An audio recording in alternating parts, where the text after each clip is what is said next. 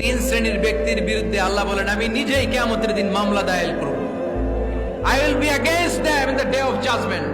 Three categories of people I will be against them in the day of judgment. তিন শ্রেণীর লোক কিয়ামতের দিন তারা ছাড় পাবে না। আল্লাহ বলেন আমি নিজেই তাদের বিরুদ্ধে মামলা দায়ের করব। এর মধ্যে এক শ্রেণীর লোক হচ্ছে রাজুলুন ইস্তাআজারা আজিরান ফাস্তাউফা মিনহু ওয়া লাম ইউতি আজরা। একজন শ্রমিক ভাড়া করে তার কাছ থেকে কাজ নিয়েছে কিন্তু তার পারিশ্রমিক আদায় করে নাই। এরকম আছে না নাই?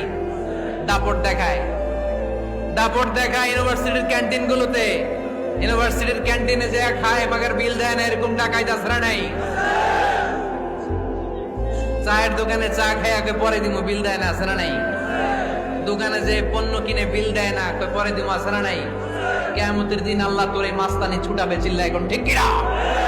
আনা খাসমুহুম, আমি নিজেই তাদের বিরুদ্ধে মামলা দায়ের করব। কথাটা কার?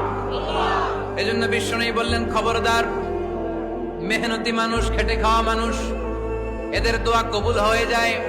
আতুল আজিরা আজরাহু ক্বাবলা আন ইয়াজিফা আরাকুহু। খবরদার, বিশ্বনবী বললেন শ্রমিকের ঘাম শুকিয়ে যাওয়ার আগে তাদের পারিশ্রমিক মিটিয়ে দাও। বিশ্বনবীর বিখ্যাত হাদিস, আতুল আজিরা আজরাহু ক্বাবলা আন ইয়াজিফা আরাকুহু। শ্রমিকের ঘাম মাটিতে লাগার আগে, শুকিয়ে যাওয়ার আগে তাদের পারিশ্রমিক মিটিয়ে দাও। কেননা তারা যদি বদদোয়া করে তোমার জীবনকে জাহান্নাম বানিয়ে দিবে কে?